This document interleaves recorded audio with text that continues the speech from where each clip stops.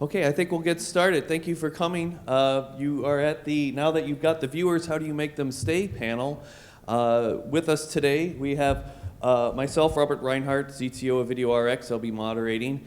And we have Brian Ring with Ring Digital, Ryan Courier with Pac-12 Networks, John Luther with JW Player, Mike Lucero with Ratio, and Adam Baptiste with Baby Steps. If I could have each of you just do a quick introduction, that would be great.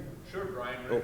Yeah, right. Brian Ring. I've been in the video and TV technology space for 18 years, and I've got my own firm, Ring Digital, and we do marketing research, so understanding what consumers want. I do a lot of research on social TV and how TV networks are both getting viewers to the show and also retaining viewers via social media, and also do a little bit of product strategy and product development for networks and vendors and others in the video and TV space. Hi, I'm Ryan Courier with Pac-12 Networks, and we are a media company that covers college sports for the Pac-12 Conference. I'm here because we live stream over 1,000 sporting events per year. About 850 on our TV networks and several hundred that are direct live streamed only to the internet by our schools. So we have a large volume of content. And we've been around for about 3 years, so just continuing to learn about what makes great consumer experiences to keep people coming back to watch more sports. Good morning, I'm John Luther, SVP of Product Strategy at JW Player. We make a web video player, obviously, but also we have now a content platform, sort of an OVP offering.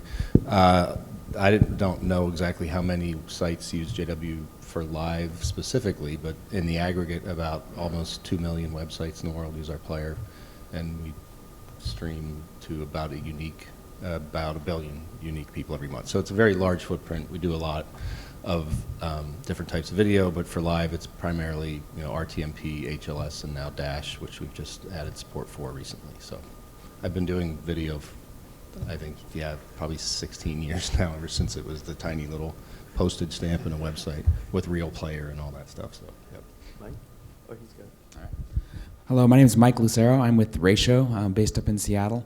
And I've been doing video. I actually started with the Xbox 360 and began sort of the video revolution on the console devices up there. And then more recently joined Ratio, where we are both an agency that builds custom applications, but we also are a technology company that builds a framework that makes it easy to get onto lots of endpoints with really bespoke, rich applications.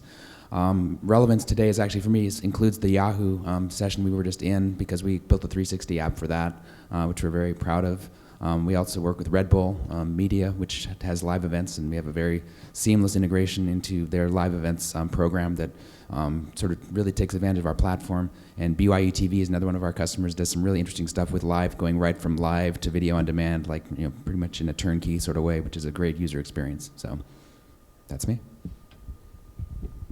I'm Adam Baptiste, Creative Director for Baby Steps. We're located here in Southern California. Been in the web space specifically, but web and video space for about 15 years. We do primarily UI UX development, very, very specific, brand specific, custom experience development. I think where our specialty is getting in, learning a brand, learning a consumer, and trying to dovetail an experience right around that consumer and at that endpoint. Excellent. Well, thank you for the introductions, gentlemen. I want to start with a question. What makes a better live streaming playback experience? And I'm actually going to pick on Ryan first, since we just came out of Yahoo with sports and NFL. Oh gosh, my water bottle.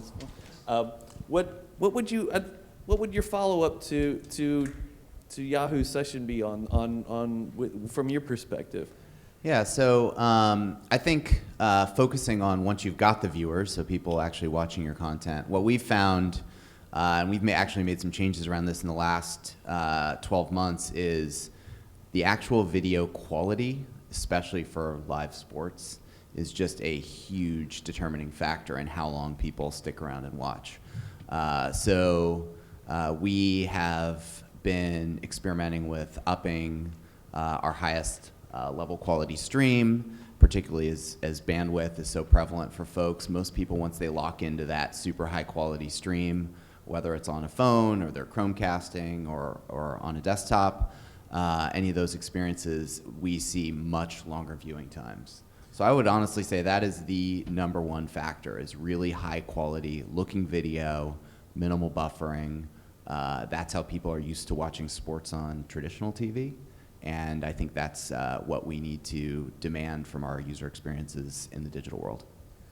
I thought it was interesting that they posted the 60 frames per second. Is that a standard for sports moving forward, or a goal? I just always thought 60 frames a second would require, not double the bandwidth that 30 frames would. That requires that Yahoo money. I think eventually, probably, it's not something we're looking at doing anytime soon. We're using normal 30 frames per second. I think with a nice high bit rate, a good HLS stream still looks great at that resolution for most of the devices that we're talking about. Well, and I think the technology too. I mean, not everyone's going to have a display that can really, especially if you're talking 60 progressive, right? So I think that's an interesting development with NFL, at least with Yahoo's implementation. And I didn't know if that was 60 frames across the board. I wanted to ask that question. Was that just for some of those targeted set-top boxes? Because they had quite a myriad of targets there. So yeah, I think they had a lot of profiles, but yeah. I don't really know the details behind that. Does anyone else want to comment on just the where we're moving in terms of quality standards?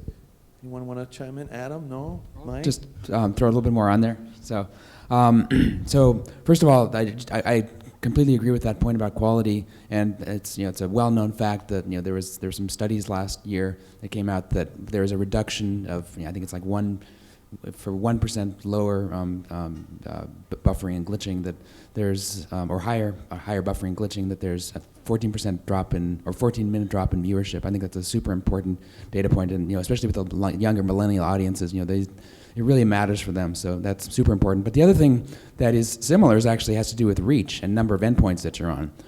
If you look at all these new applications that are coming out, and some of them are on Roku, some are on Xbox 360, some are on Xbox One.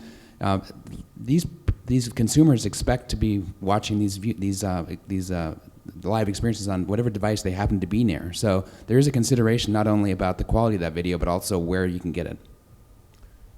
Brian, go ahead. I'd add briefly on that point too. If you're going to monetize the streams, the ad workflow makes a difference as well, and particularly on certain devices like Android, it can be very difficult to develop, across all these different platforms, including Android, lots of fragmentation. So there are, I think, developments that we've seen for a couple of years around server-side stitching and ad insertion that I think are important in terms of, reducing the kind of buffers between the breaks and things like that are important as well. Go ahead. I actually think that, beyond the video itself, when you're looking at like what they had talked about in the keynote this morning, I thought one of the most interesting things that they were doing was utilizing something as an additional layer on top of the video. The fantasy commentary feed was to me something that was super interesting, because I think that beyond just video, you have to be talking about experience, and when you're trying to get people to stay, you have to assume you have them at that point. So if you have them, as a brand or as a media network, what are you doing to keep them there? And I think that when you start offering people a variety of types of things that they can interact with outside of the video, obviously I'm taking the video quality as a given, but I really do think that as far as keeping them around and keeping the experience interesting, especially looking into the future, I think that we're really going to be talking about things that make that experience far more rich, than just the video itself. How do you think the monetization model affects the number of eyeballs that you're going to keep? Whether it's an ad-based revenue stream or subscription. Up in Canada, I subscribe to NFL Game Pass, and I'm still watching commercials even though I'm paying a premium to have that ability. How does that affect? You think that? I know a lot of revenue models are still being worked out, right? This is all. We've all been in this industry for over a decade, but I don't think there's a clear path to monetization and keeping certain audiences engaged with that. So I don't know if that's more a comment or a question, or if anyone wanted to jump in on that. Brian? Yeah, I think that's a critical question, and it depends a great deal on what the audience is and what the content is. So, for a great many streams, you can't see them anywhere else, and so therefore you have a good set of monetization options around getting people to actually subscribe or buy. And I do think you're 100% right. You can't then overplay your hand and double dip. Like if you've got the small number of viewers, but they really want to see, for example, in collegiate, they want to see their kids playing. Then putting pre-rolls in front is a bit annoying, right? And probably not worth the ROI in the end equation when really the demand is coming from parents that want to see their kids playing sports, for example. And with the Pac-12, I mean, how is it to navigate that space between the different parties involved? I mean, do you have to have a lot of different approaches to the monetization path? It's actually it's pretty clear for us because the TV network side, which we're simulcasting digitally across a bunch of platforms, is TV Everywhere gated, and so. The question about what impact that has on the potential size of the audience, I think it's very significant. There's a lot of friction associated with using a TV Everywhere experience. But at the moment, that's the model within the United States that we have for a lot of our most valuable content. We do some other live streams and ad-supported content that is monetized through things like pre-roll and sponsorship. In our case, sponsorship is a very successful approach for monetization because sponsors want to be associated with these brands, with the Pac-12 brand or with our individual university brands. So that's very much, that's sort of an advantage that we naturally get. We've also done a little bit of experimentation with subscription-based services outside of the United States, where we are allowed to sell a la carte and direct to consumers. But we're still sort of in the early stages of figuring out what the right pricing models are and how you reach those customers outside of the States. I'm curious too. I mean, in terms of the metrics that each of you, with various projects that you've been involved in, how do you measure that attendance level and where the drop-offs occur and where you recoup viewers coming back into the experience? I mean, even with JW Player, I mean, you offer analytic tools with the player, so I'm curious how people will adjust their strategy, especially for live, right? Because you'll see drop off right away, or you'll see them come back, whether or not there's. I'm always curious too. It's a total tangent, like the help desk around live streaming and how much that affects viewer attendance and the permanence of that audience. Yeah, I mean, my expertise is definitely more on the technology side than the audience side, but it's still fundamental things. I mean, you measure buffering, time to first frame, all these metrics that, as research shows, I mean, that stuff matters a lot, especially starting the stream very quickly. Even if you have to start it at a lower quality and then ramp up. I know I've seen a lot of live streams or even VOD where for whatever reason they're starting at the very highest data rate, very highest resolution, because a lot of people used to think, well, the picture quality is the only thing that really matters, and that's not quite true, right. As again the research shows. So as far as and with a live stream especially, people are going to drop in and out. They're going to maybe surf somewhere else if they're in a browser when an ad break comes along and come back to it, and that's the stuff that's extremely tricky to get right. Anytime you have these, in the HLS world, these sort of discontinuities, something else is coming in, and I imagine that timing those ad breaks is extremely difficult because, especially sports, the breaks are still timed for a broadcast world, So there's a however many minute break where you're supposed, where they in broadcast would show, I don't know, 5 ads or whatever, but on the web, you can't sit there for 2 minutes, just with endless ads, or people are just going to leave. The whole ad model has to change. The length of the ads, the technologies and standards for inserting them are just, there really aren't any ad insertion standards. Even now on the stitching side, everybody's doing it a different way. So there's all kinds of things that need to come together to make this just better technology fundamentally. So I will say though, I think Vast will have 4.0, right? Others on this panel might know that's coming very soon, right? With it's out for comments right now. Yeah. So that will help, I think, on that part, right?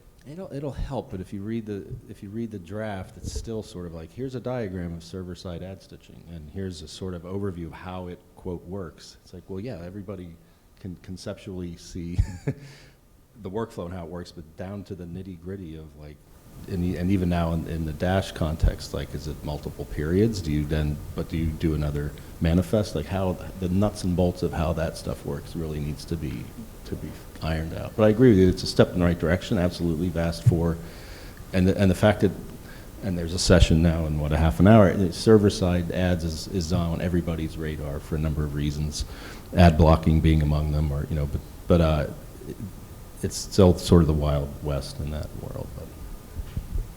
I wanted to switch the topic to native app versus mobile browser. Because I think it goes without saying, there was some discussion before we started about social media integration. It was already brought up here, what Yahoo showed during their session.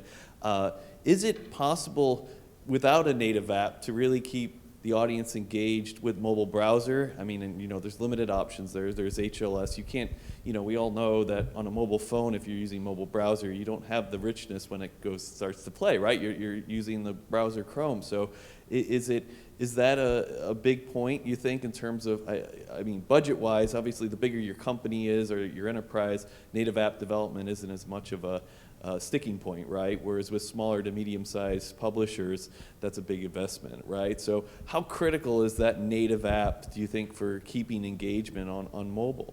I can speak for the Pac-12. Native apps are where we get the vast majority of our live video viewership, and we really, we have tried at times to provide better support within mobile web, but fundamentally, it's much better experience for our users, and frankly, it's better for our business if we can get people to download our native app and use it. It's a better navigation experience. Playback is better. There's just a lot of other richness in terms of the functionality that can be provided. So we've really kind of gone all in with driving people there. We definitely support mobile web for ad-supported VOD playback, and we do some live in certain cases, but we really try to drive people to native apps. It's a better experience. Yeah, I'm curious. I mean, in your scenarios, do you just direct traffic from, like, if someone navigates in a mobile web to your site, is it just an advertisement for the app, and then that's how they're? Yeah, I mean, not on the site at large, but once they actually get to the point where they're trying to play the specific game or live piece of content, that's where we drive them to the app. Does anyone else have a comment on? Yeah, my comment is our most successful publishing customers are big believers in native apps, and it's the notion of a universal app is just, once you get in the trenches and start actually doing it, it's just the navigation between a mobile device, a tablet, and a 10-foot experience are just completely different, and you just need to build a different app for each of them. So there's some commonalities between them, but there's also some differences that absolutely need to be taken into account. Otherwise, it's going to be a terrible user experience.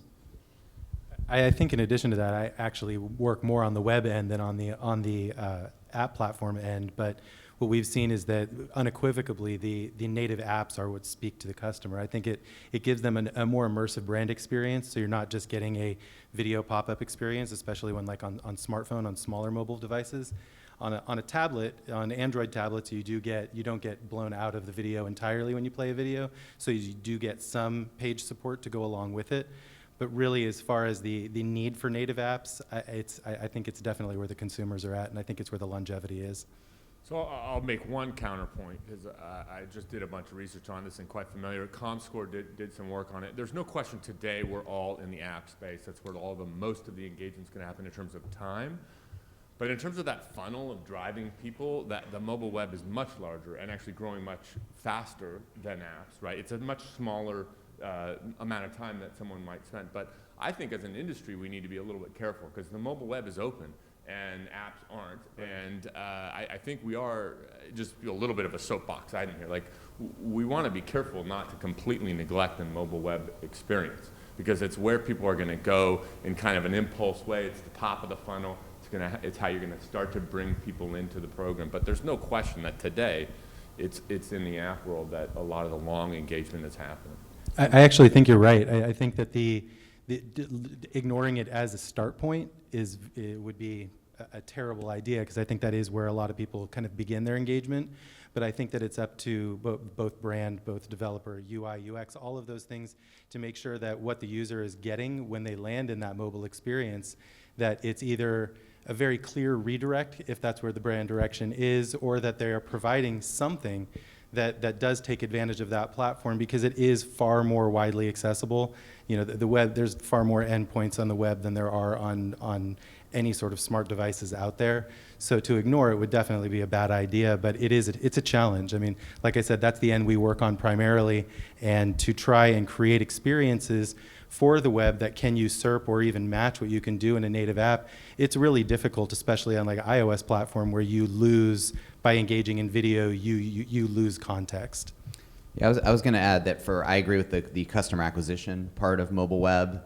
In our case, what we've done is we've built our native apps are really almost only about video. A couple other things, scores and stuff like that. But we have not tried to recreate our entire website that has articles and photo galleries and all this other stuff. It's the website's responsive. It works pretty well on phones. But when it comes to video, and in particular live video, that's where we really try to drive people who want that content and are going to watch it for, in what we see, very long periods of time into the app. The thought that came into my head too was just, I mean, I've written articles on Stream Media for Stream Media Magazine on just how it's not really in Google and Apple's best interest to enhance mobile browsers, right? Because it's going to, they want apps, right? But Google has stepped up with just, I'm going to get geeky here with the full screen API, right? If you're running Chrome on Android, which isn't the native browser that most phones are going to ship with, I mean, you generally have to install Chrome in order for that to work. But that's the kind of thing that we needed in HTML5 to supplant Flash on desktop, right? Because if we had this immersive experience that Flash was previously giving us on desktop in HTML5, then we could do these overlays and provide that context. Do you think if we start to see those types of features added, that we're going to see less dependence on native apps for live streaming engagement, or is there still tech barriers just with the live streaming options that video playback has in browser? Like, do we need more than just immersive context? I think that speaking as to what's available and what we'd like, those are two very different things. I think as far as what's available, unfortunately, creating a rich experience in the mobile web environment is very, very difficult. But I think as far as reaching into the future, talking about what you're talking about with the full screen API, I know there's things that we're doing with JW as far as overlays go. I think that really it does come down to finding ways to enrich the video experience within the video and not having to rely on the page so much to bring that experience forward, because the truth is you don't want to take eyeballs off the video either. Just to tell people more information using a sport, analogy, just to tell people more about Brett Favre isn't a reason to stop watching the game. And so I think a lot of this comes down to context. It comes down to bringing relevant content in at relevant points and creating that rich experience within the video and not having to rely on the page to bring that content to the front. I think the best, like that brings to mind one of the largest industries when you go to NAB or IBC. One of the largest categories of vendors is graphics, and graphics and promos and text and stats and things like that. MLB and AWS and Chiron Higo are doing amazing stuff with StatCast, and particularly with sports. There's a ton of it out there, and I hope nobody from Yahoo is here. I think they did a great job. It's quite a bit of leadership, but actually, if you want to get people to stay in their sports folks, then you do have to provide some updates and some other games and live look-ins and things like that I think will help to keep viewers at least within your universe. Yeah, I do want to commend the Xbox. The new NFL experience does that very nicely. There's the TV, the footage, the live game, but there's also all that other stuff the stuff that people are asking for in the Yahoo session is actually in that NFL app, including 3 different fantasy leagues, your own cities, all that kind of stuff, constant update. I mean, that's the type of thing that is really going to extend the viewership and the engagement of the audience, which is the point of this panel, and that's also going to keep them coming back, not just that one time, but keep them coming back weekend after weekend. Before we leave that native app discussion, I mean, JW Player has an SDK for Android. I mean, do you do you use that as a metric to see how much interest you have from existing customers to explore space, especially for when I talk about smaller enterprise that doesn't have that? I guess that's not really a word. Smaller. Yeah, there's a enterprise, few but- things. We now have native SDKs for iOS and Android, and we have been very strongly recommending to customers that they start developing native apps in addition to the mobile web experiences that they have, just because it's important that the playback experience for video is generally, you do have generally more control of it in a native app than you do in the web. But also it's just a matter of discovery. I mean, I know my own kids don't look for things really on the web. They go to the app store and look there. So, you know, having that presence. Now, it is a fact that I think it's now something like 85% of all engagement on phones is within 5 apps. It's Gmail, it's, you know, I mean, it's HBO Go. There's a very long tail of apps in the app stores that, you know, maybe 5 people have installed. But it is important to just have the presence there and then start putting more resources into the native apps. Now, on the technology side, I will disagree with you that Google is very much investing in Chrome on Android. The built-in Android web browser, the old WebKit-based thing, is dead. They're investing nothing in there. Chrome's installed. I used to work on the Chrome team, so I'm kind of biased on this. But so the technology there, the HTML5 stuff that is happening, so it's not even, so the mobile web, the browser is one thing. The technologies that power it underneath are all available within the operating system in the WebKit, or now the UI, I can't remember, it's based on Chrome. So there's a Chrome-based UI WebKit component in Android now that enables you to do all the same HTML5 stuff that you can do in Chrome within the native app. And that's actually how our SDKs work. They're actually HTML5 at the core, and then there's an Android and iOS APIs wrapped around them. So I still am a pretty big believer in HTML5. It's getting a lot better. There's more support for things like the media source extension now.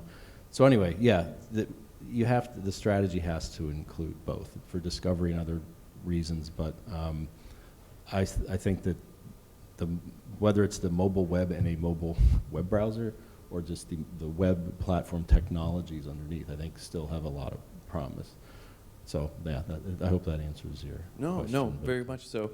I'm going to move forward with, getting into sort of I don't want to say the requirements of a quality experience, but I found that, for a lot of my clients, they're still playing catch up with HTML5 coming maybe from legacy Flash systems, and NDVR just as an example of something that, if it wasn't for the disruption of Flash sort of, being cut off on mobile as quickly as it was, that, there's still this, I have clients that are still just ecstatic that they're getting a live stream at all going, let alone have, these other enhancements. I mean, how important, I think when we're talking about younger audiences, they're expecting it to be more like TV, and NDVR as an example, is something that you have to have, right? Or if you don't have it, it's going to be something that is a pretty clear differentiator with a competitor.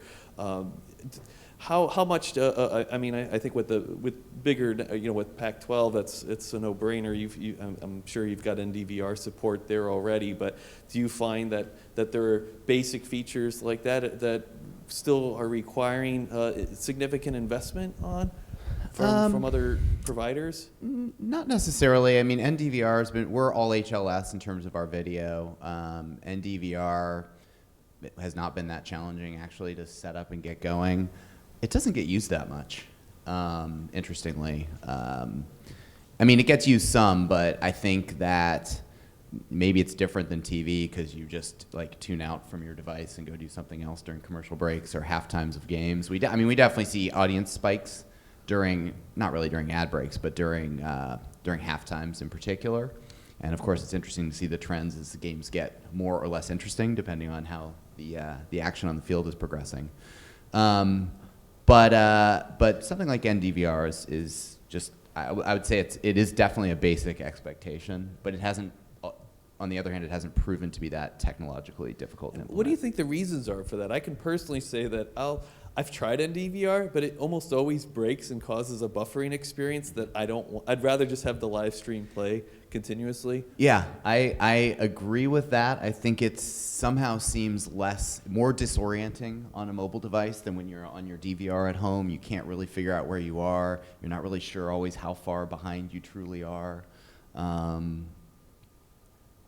don't have an answer from a technology perspective, but from an experience perspective, I agree it's not ideal. Yeah, I mean, two quick things. I mean, number one, really, we have to just step back a second saying it really does matter who your target audience is, what your content is, and what you're trying to do.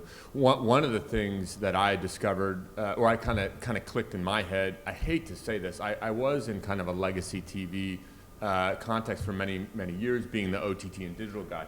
When I watched that Yahoo stream, I will say it almost... this is a good and bad thing, but when you pause a live stream in a streaming context, once you restart, you're going to get the start buffering again.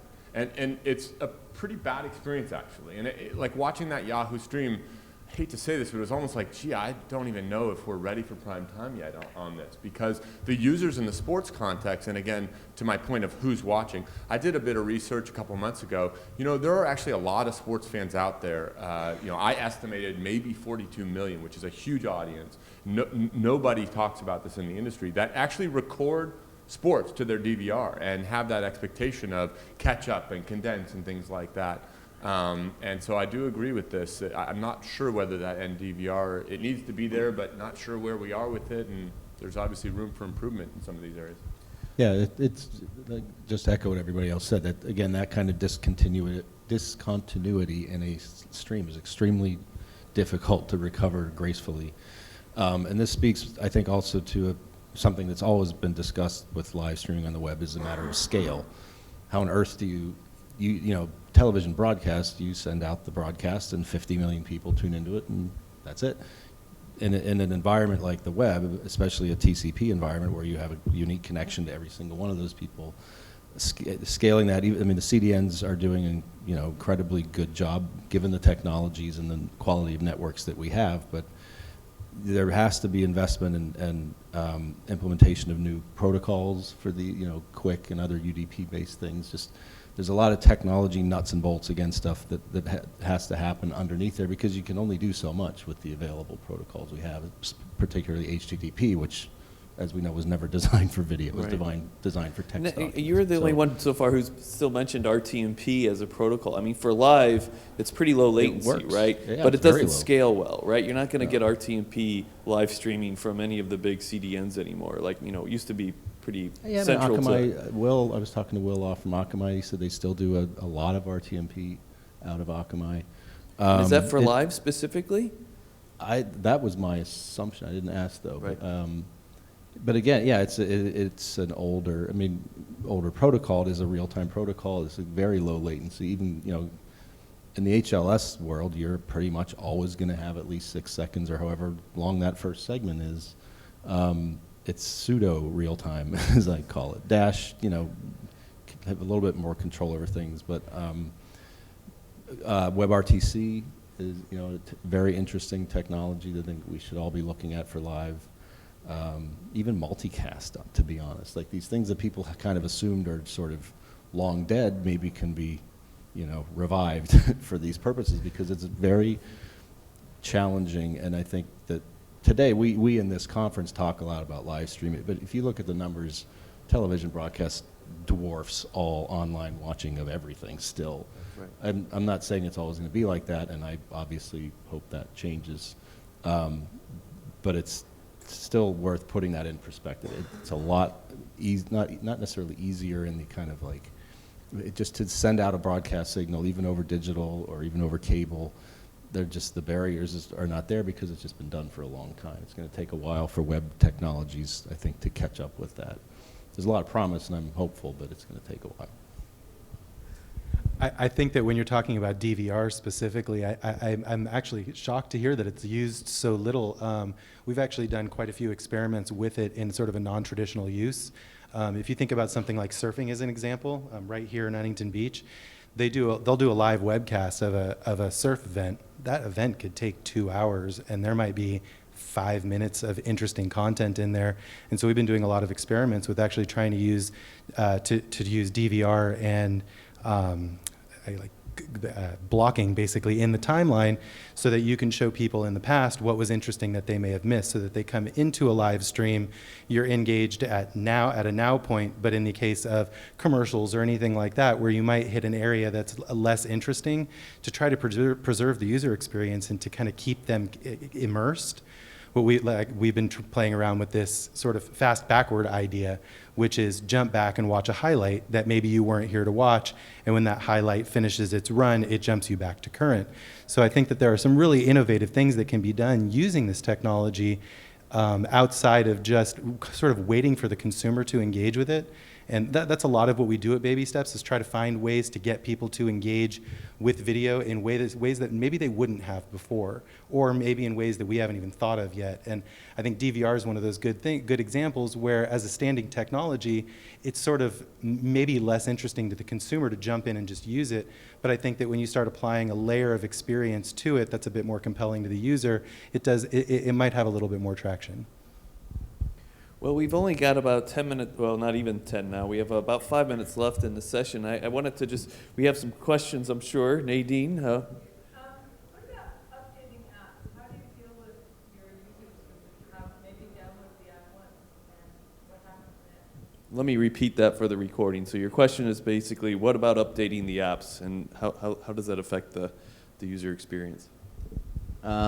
So most people have their devices set to automatically update, so that helps. You know, in our case, we don't really retire a lot of features or functionality, so people who have older versions of the apps, you know, some people get stuck on an older version because they have an older version of iOS or something like that we stopped supporting at some point in time just because we couldn't handle it from a testing perspective.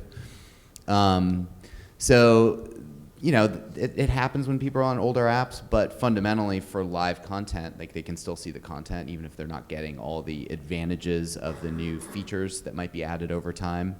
And we've tried to build into our apps the ability to, like, if needed, we don't do this very often, force upgrade or message people that they really need to update because sometimes there'll be like a situation where there'll be a new permission or something, and especially on Android, you just don't even realize that the app is not getting updated. So we have some different strategies for trying to message users who are usually perfectly willing to update if they know that they need to.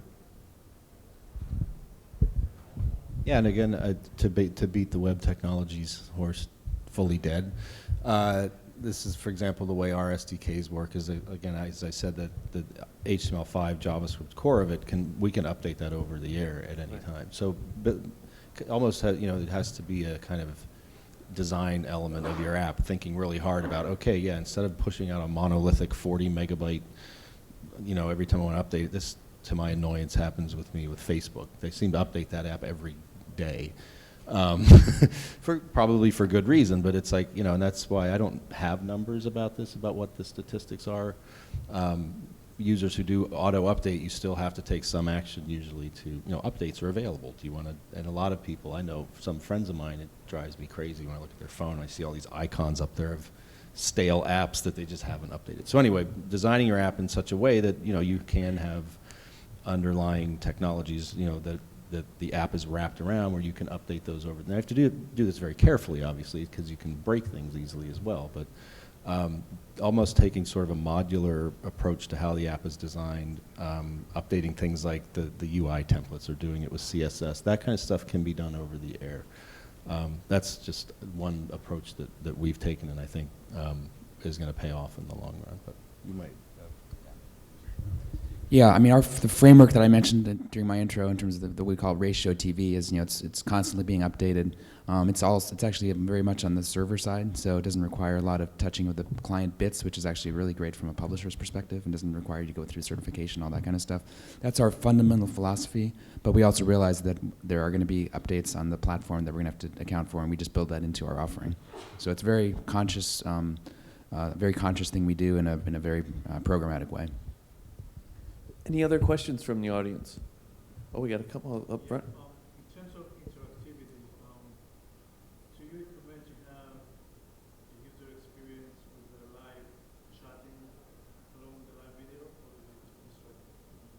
So the question is live chatting. So is live chatting as an interactive experience a part of this equation? I mean, I think it's kind of where it all started. I remember when we did our first live stream, our client was like, it's not worth doing unless we can engage the user. The easiest way that we could engage the user was with a live chat. I think that these days users are going to expect a little bit more than that. I think especially if you're trying to lean on that as sort of sticky content, as being something that's going to engage people long term. But it really, at that point, I think that the chat and the content itself sort of, they're two edges of the same sword. If the content is compelling, people will keep talking. If the content's not compelling and you're talking about a live stream, people aren't there to talk. And how much I'm just going to follow up with that with social media. I mean, is it okay to just fall back on a Twitter feed that's using your hashtag to sort of monitor a chat? Or is that, because that's sort of a win-win, but it could be bad too, because then there's sort of a public broadcast if the live stream's going horrible or there's something, not going well with the event, then that's not great, right, for exposure. Well, so in the case of sports, there's a lot of discussion on Twitter and other social when sports are happening.